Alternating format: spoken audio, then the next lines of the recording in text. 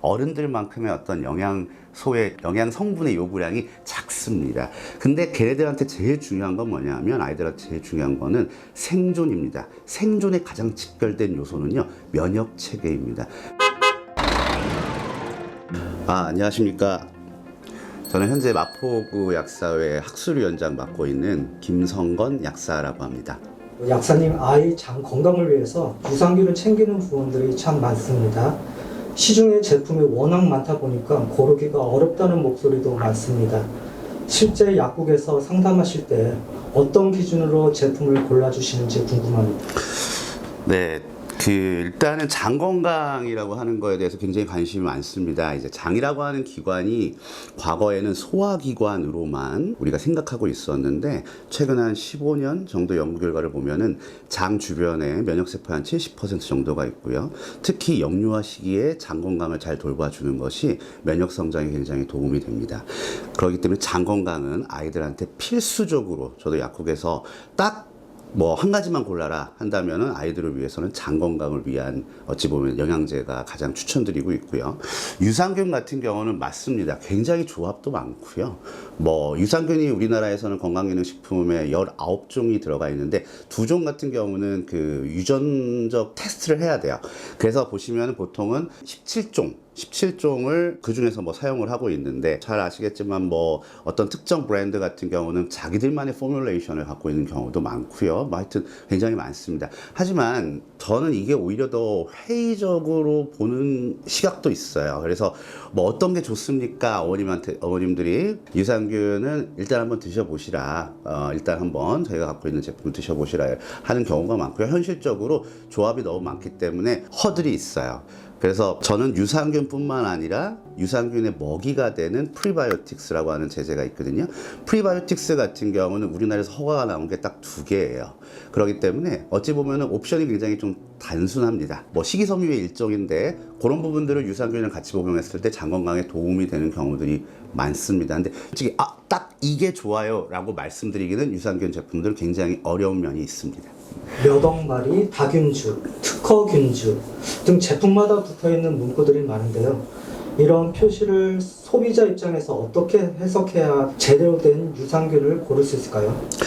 솔직히 특허균주라고 하는 거, 요새 기능성 균주 이렇게 나오긴 하지만 그것들에 대한 연구가 국제적이지가 잘 않습니다. 대부분 개별 인정형 원료고 국내에서 인정받는 거기 때문에 거기에는 너무 신경을 안 쓰시면 되실 것 같고, 그리고 또 중요한 부분은 그 CFU라고 해서 몇억 이렇게 CFU가 되어 있는데, 과거에는 그게 많으면 좋은 건가 적으면 안 좋은 건가 이렇게 하지만, 어찌 보면은 유산균은 먹어서 장까지는 가야 되거든요. 근데 중간에 이제 허들이 있어요. 위산도 있고 담즙산도 있고 그렇습니다. 그래서 아무래도 100억, 요새는 최소 50억에서 100억 정도는 먹었을 때 그들이 소량이라도 가서 장에 영향을 줄 수 있는 게 좋은 겁니다. 그래서 단지 많다라기보다는 어찌 보면 장내까지 안전하게 운반, 무슨 코팅 기술 이런 말 많이 나오잖아요. 근데 실제로 그런 부분들은 크진 않고, 일단은 좀 그래도 조금 적당하게 적당 수준 이상은 넣어야 됩니다.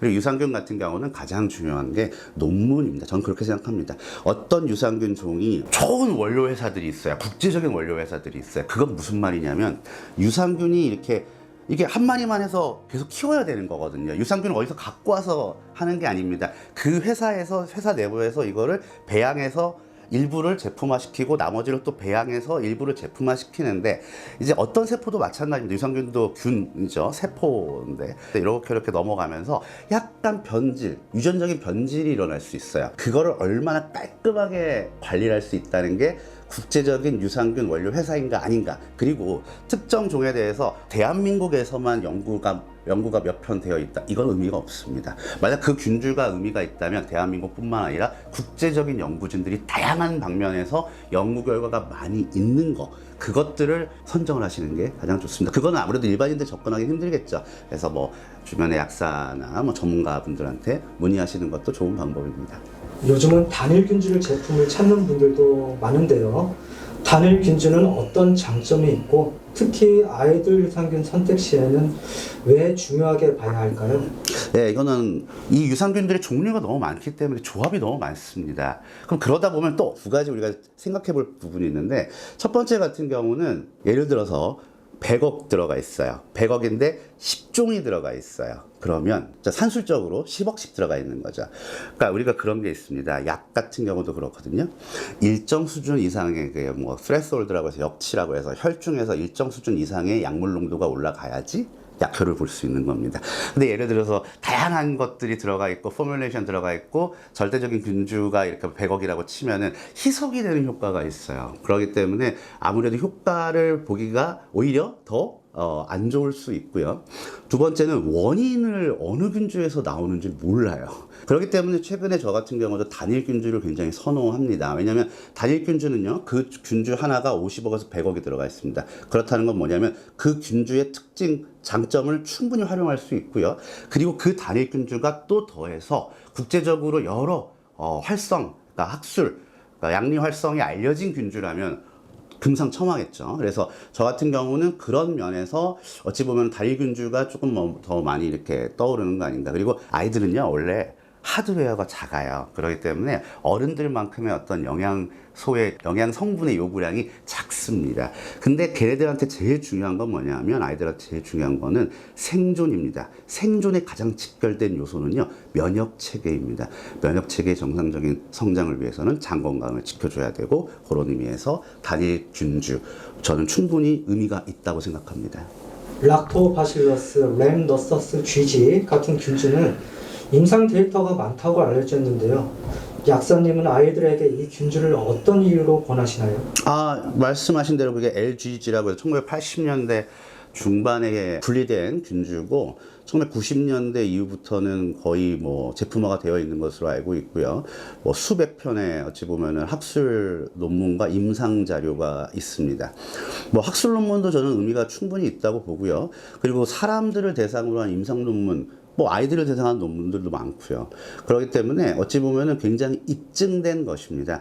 우리가 막연하게 유산균이 뭐 좋다라는 부분이 많죠. 뭐 효과가 없다라는 부분도 있고요. 근데 제일 중요한 거는 학술 논문입니다. 수백 편에 관련된 것들이 누적이 됐다는 건 어떤 의미냐면 재현성이 확보되었다는 겁니다. 그러니까 얘가 좋다라는 거를 이쪽 실험실에서 하고 그게 이제 실험실 간에 지금 더블 체킹이 가능한 거예요. 그렇기 때문에 그런 의미에서 저는 저 같은 경우는 LGG 같은 경우가 전 세계에서 가장 많은 연구가 되어 있는 균주, 단일 균주고요. 그런 면에서 뭐 충분히 추천드릴 수 있다고 봅니다.